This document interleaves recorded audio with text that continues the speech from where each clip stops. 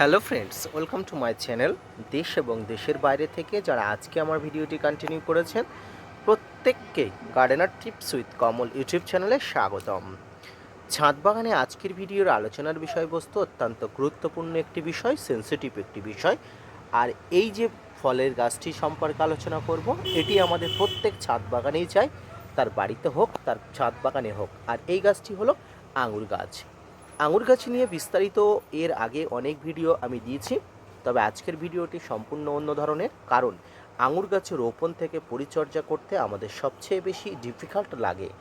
যারা ছাদ বাগানে টবে সীমিত জায়গাতে আঙুর গাছ রোপণ করছেন তারা কিভাবে পরিচর্যা করবেন, এবং যারা মাটিতে বিস্তর জায়গাতে বহু বড় আঙুর গাছ করতে চান তাদের জন্য আজকের ভিডিওটি। বিশেষত মাটিতে রোপণ করা আঙুর গাছের বিশেষত্ব কী, কীভাবে পরিচর্যা করবেন, এই গাছ কী করে বড় করে তুলবেন, তাই নিয়ে থাকছে আজকের ভিডিওটি।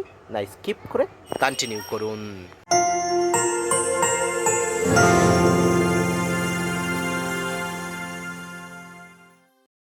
আঙুর গাছ পরিচর্যা করার আগে আপনাদের আঙুর গাছ সম্পর্কে বিস্তারিত তথ্য জানতে হয়। অর্থাৎ আঙুর গাছের প্রকৃতি, আঙুর গাছ কেমন মাটিতে বড় হয়ে ওঠে এবং আঙুর গাছের ন্যাচারাল বৈশিষ্ট্য কী। প্রথমেই বলে রাখি, ডরমেন্সিতে যাওয়া একটা উপযুক্ত গাছ হলো আঙুর গাছ, যেটি পাহাড়ি অঞ্চলের একটি গাছ।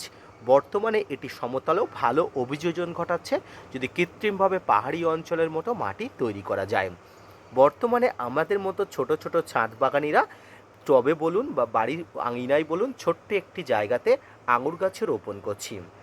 এই মুহূর্তে যে আঙুর গাছের গোড়াটি দেখতে পাচ্ছেন এবং একটি পাত্রে দেখতে পাচ্ছেন একটি ফলের ক্যারেটে, এবং গাছটির আয়তন দেখুন, আর গাছটির আকার আকৃতি দেখুন কত বৃহৎ। যারা আমার ফলের গাছ নিয়ে ভিডিও দেখেন, আঙুর গাছ নিয়ে ভিডিও দেখেন, তারা কিন্তু এই আঙুর গাছটি অবশ্যই চেনেন। যারা ছোট্ট জায়গাতে আঙুর গাছ রোপণ করতে চান তাদেরকে বলবো, আপনারা টবে রোপণ করলে সীমিত জায়গাতে অল্প পরিমাণ আঙুর আপনি পাবেন। আর বৃহৎ আঙুর পেতে চাইলে, গাছ প্রচুর বড় করতে চাইলে এই ধরনের পাত্র সরাসরি মাটির সঙ্গে কানেকশানযুক্ত জায়গাতে রাখতে হবে। কেন আমি মাটির সঙ্গে কানেকশানযুক্ত জায়গাতে রাখতে বলছি এবার বলি। আঙুর গাছ হলো বহুবর্ষজীবী উদ্ভিদ।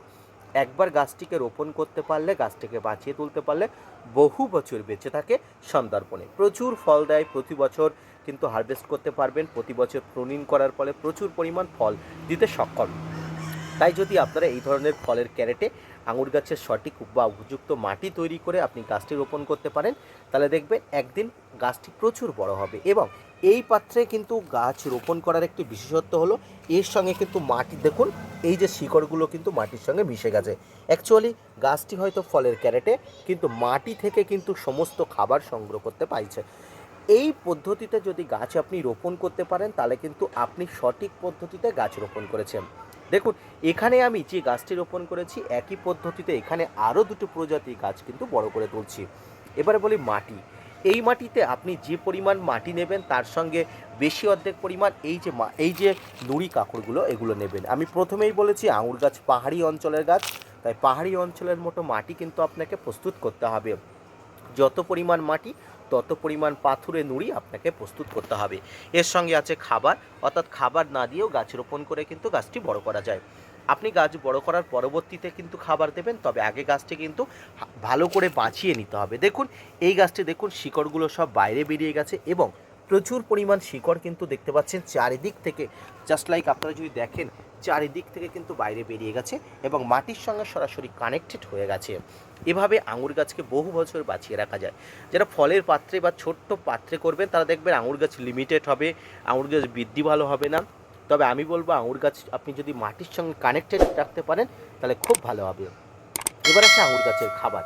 যত ধরনের বর্জ্য পদার্থ আছে সমস্ত পদার্থই কিন্তু আঙুর গাছের গোড়াতে দেওয়া যায়।